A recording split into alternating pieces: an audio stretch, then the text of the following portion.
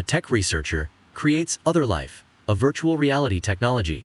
She tests it on herself and her comatose brother Jared. After her boyfriend Danny dies from using an experimental eye drop, Ren is forced into a year-long virtual confinement. Emerging, she discovers her life has been manipulated by her partner Sam. With help, she retrieves evidence against Sam, ultimately trapping him in the virtual world. The scene opens with Ren and Jared Amari dressed in black wetsuits at the beach. Ren is eager to swim, but Jared hesitates due to fear of strong currents. Eventually persuaded, Jared joins her in the water, and they both have a blast. Later, the scene shifts to a different view. Ren wakes up to find black fluid dripping from her eye. She sits surrounded by empty eye drop containers. Ren, a lead researcher at a tech firm she co-founded with Sam, has created OtherLife using nanotechnology. It's a virtual reality that feels like real memories, though not yet released to the public. Ren tests it on herself under Byron Finbar's supervision, but secretly also on her comatose brother Jared, who she blames herself for having accidentally drowned and saved, albeit with brain damage. In the next scene, Ren sits with a drug administration team. They praise her past academic achievements, halted after her brother's drowning accident. Ren clarifies that OtherLife isn't a drug but biosoftware, letting users program realistic experiences indistinguishable from reality. During the interview, Ren faces questions about her father's concerns regarding the risks of her technology, mentioning potential dangers like seizures and brain issues from prolonged use. Ren acknowledges these risks, comparing misuse to any substance, even something as benign as an apple. In her latest experiment, Ren tries out a snowboarding simulation on a snowy mountain. However, technical glitches cause the experience to loop unexpectedly. When she wakes up, Ren realizes she's been immersed in OtherLife for 6 days straight. Despite the setbacks, she remains optimistic about refining the technology, seeing it as a future hit.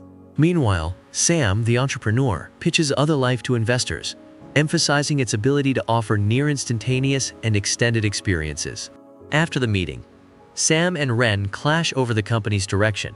Amidst these challenges, Ren struggles to balance her workload and maintain her relationship with coworker Danny, who feels neglected due to her dedication to her work. Later, Ren and Byron identify and fix a critical code error, successfully testing a revised version without issues. Ren has completed 482 tests, each lasting around 20 days in OtherLife. Encouraged by progress, she returns to the hospital to test OtherLife on her comatose brother Jared again. This time, Jared's eye twitches, sparking a glimmer of hope in Ren. Ren shares Jared's eye twitch with the doctor, who calmly explains it's a common reflex in comatose patients. The next day, she visits her father, a college professor, to discuss OtherLife's potential for helping Jared recover. Ren believes the glitches are just technical issues, but her father sees them as deeper problems, likening them to mental conditions like anxiety and depression as bad code. This disagreement upsets Ren, who warns her father against making decisions about Jared without her consent, but he dismisses her concerns. Meanwhile, at work, Sam and Byron discover discrepancies in the nanite usage higher than reported by Ren. They inquire about Ren's simulations, but she keeps details vague, noting it's still in the experimental phase. Alone with Sam later, he proposes a controversial idea, using OtherLife as a government-sanctioned alternative to prisons, where inmates experience long sentences in their minds, while only minutes pass in reality, aiming to reduce prison overcrowding. Ren rejects the idea outright, deeming it impractical. Leaving work, Ren runs into Danny, and they decide to spend some much-needed private time together after a long separation. After their intimate moment, Ren lets Danny try the snowboarding experience in OtherLife, which he finds exhilarating. As Ren returns to work, Danny mistakenly uses an experimental eye drop meant for Jared, triggering violent seizures. Ren calls for emergency help, but tragically, Danny does not survive. When Sam learns of Danny's death, he confronts Ren angrily, questioning the unapproved experience that caused it.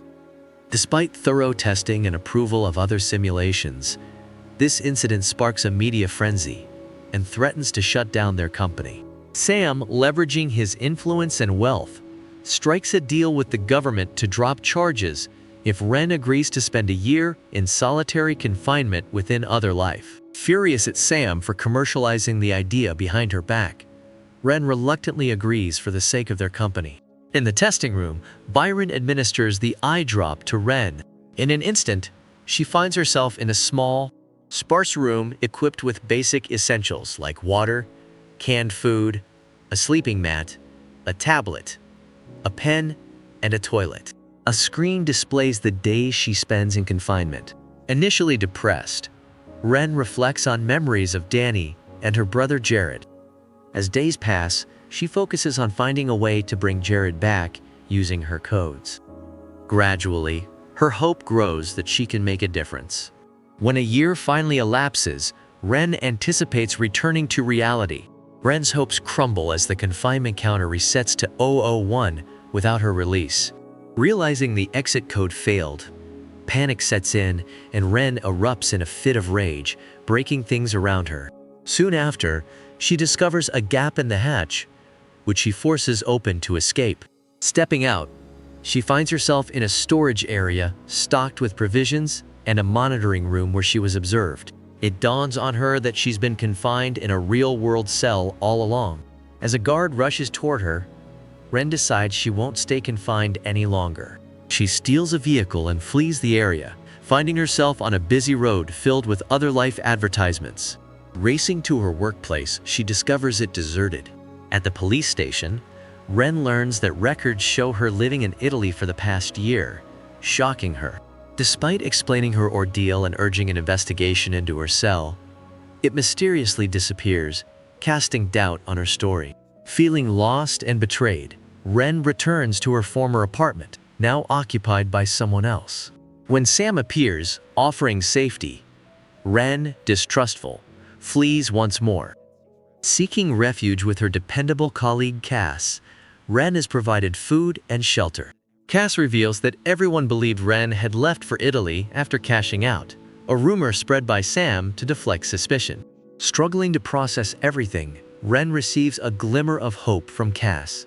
Danny is alive. Doctors had successfully resuscitated him a week after Ren's imprisonment. That night, Ren and Danny finally reunite, pledging never to part ways again. Later, the trio meets at a restaurant to discuss the events of the past year. Ren learns that OtherLife has become a huge success, used for various purposes, including long-term confinements. Determined to uncover the truth, Danny suggests going to the media to expose Sam, but Ren hesitates, lacking evidence against him. In the next scene, using Cass's ID card, Ren and Danny sneak into the OtherLife building to search for Ren's previous data. Inside, they confront Byron, revealed to be one of the conspirators. Danny subdues him while Ren retrieves the hard drive, but they are forced to flee when security is alerted. Escaping in a car, Ren remembers a printer at her father's secluded home in the woods. Arriving at her father's empty house, Ren works through the night to prepare a chemical solution, eventually falling asleep. The next day, Ren confides in her father about everything, and he agrees to support her mission. With renewed determination, Ren quickly develops a more advanced prototype of OtherLife. Rushing to the hospital, Ren administers the prototype to Jared. Initially successful, Jared wakes up, bringing joy to Ren. However, her relief is short-lived as Jared suddenly starts experiencing seizures. As Jared's condition worsens, a heartbroken Ren makes the agonizing decision to let him pass away peacefully, pulling the plug. Just when she thinks the ordeal is over, Ren begins to experience fragmented memories of the testing room, people shouting, Byron urging her to wake up. It dawns on her that her escape and subsequent experiences were part of an OtherLife glitch during her year-long imprisonment. Everything post-release was an interactive simulation. Ren finds herself alone on a beach, walking into the water as waves wash over her, transforming into kaleidoscopic imagery. Suddenly, she awakens back in the testing room. Overwhelmed, Ren takes time to compose herself, before confronting Sam at his cabin. She announces a hiatus from the company to focus on R&D, leaving Sam in charge but retaining the patent. After attending Danny's funeral, Ren receives a surprising call from Sam, urging her to the testing room for something important. There, Sam and Byron show Ren her brain scan, pointing out a section corresponding to her escape from the virtual prison, a potential breakthrough.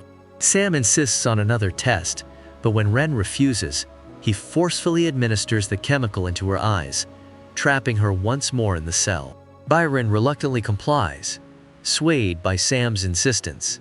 In the alternate reality, Ren steadies herself, allowing the simulation to accelerate and loop infinitely. She regains consciousness in the real world, successfully defeating the virtual prison for the second time. Fueled by anger, Ren swiftly removes the chemical from her eyes and administers it to Sam, trapping him in his own year-long OtherLife imprisonment. As Sam faces life-threatening glitches, Ren refuses to release him until he completes the full 365 days. She even waits a few extra days, ensuring he experiences the anguish of the countdown resetting to 0. Once Sam completes his sentence, Ren leaves him sobbing in his confinement. The story concludes as she and her father go to the hospital, tearfully disconnecting Jared's life support. Ren visits the beach, watching the ocean as she fondly recalls the cherished moments with her late brother.